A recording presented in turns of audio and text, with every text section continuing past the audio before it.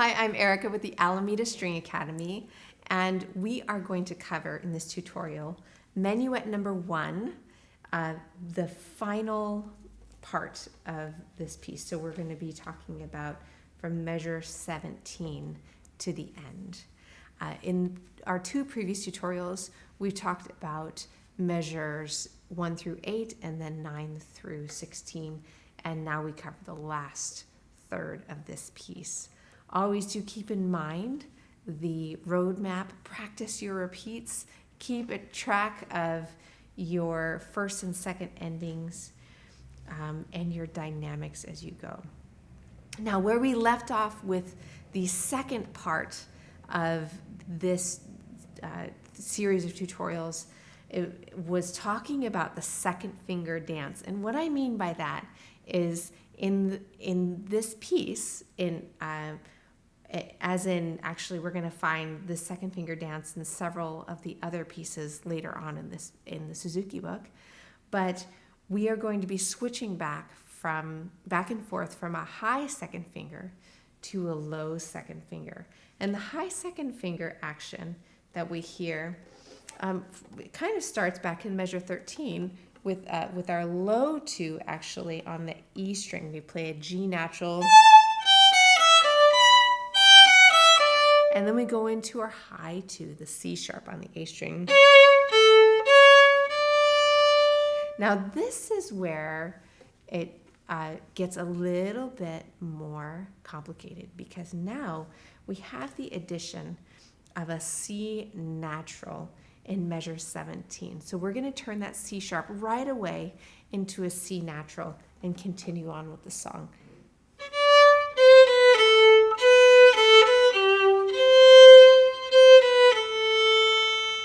And what's interesting about this is actually, according to the key signature, we're playing in G major. We're always going to have a low 2 on the A string for the C natural in G major. But because we've been playing with the C sharp for so long, our ear is really going to fight that. Okay, we've sort of toyed with D major by adding the C sharp in the previous 8 measures, and now we need to take it out again because we're going to go back towards G major.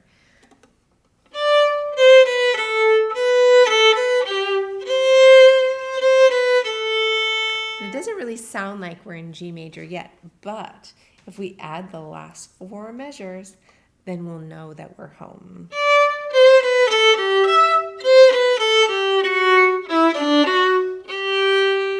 And let's just make sure that as we finish the second finger dance, that we really get our second finger back up when we go down to the D string and we play our F sharp. So keep that second finger dance in mind. You might actually go through and maybe on a separate copy of your music, mark with a highlighter or a colored pencil, where all the high 2s are, and mark with another color where your low 2s are. Or you might just say it as you go. That might be kind of fun brain teaser there. But do something to point out to your mind and to your body, to your fingers, where you need to make those changes so that they really come out.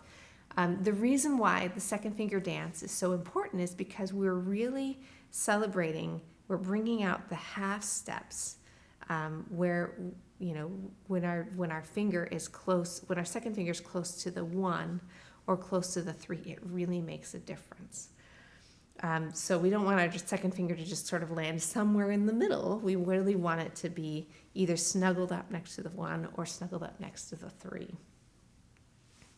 So in the next track, you're going to hear me playing through with the piano this section of the piece.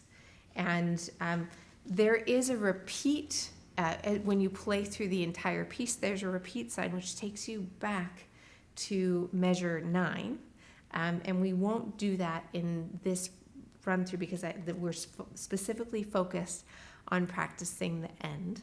But I do encourage you, when you're ready, to go and do the entire playthrough with me and the pianist, and then with the pianist by the piano track by itself, to practice that repeat all the way back to the top of the second section.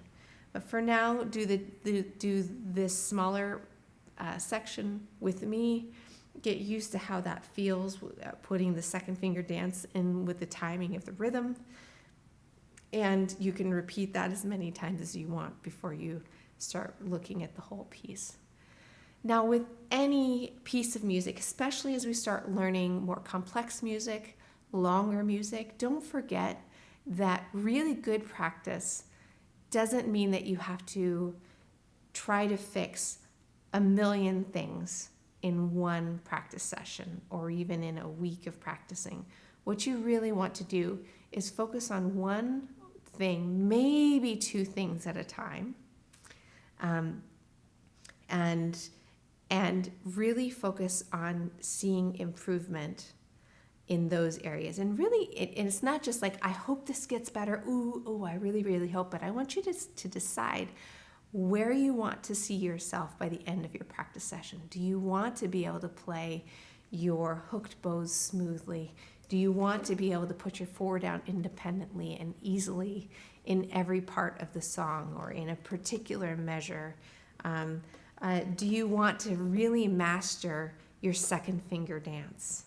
And are there any measures or notes, combinations in particular that you find particularly tricky?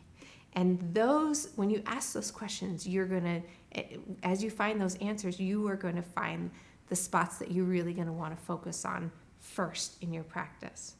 So when you come to the piece, you don't just run through the whole thing.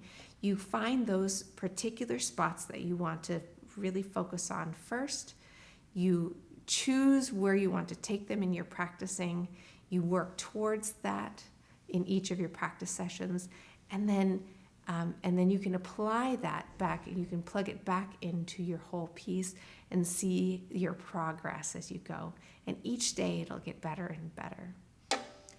So join me in the next playthrough where we play through this section, and we'll see you soon.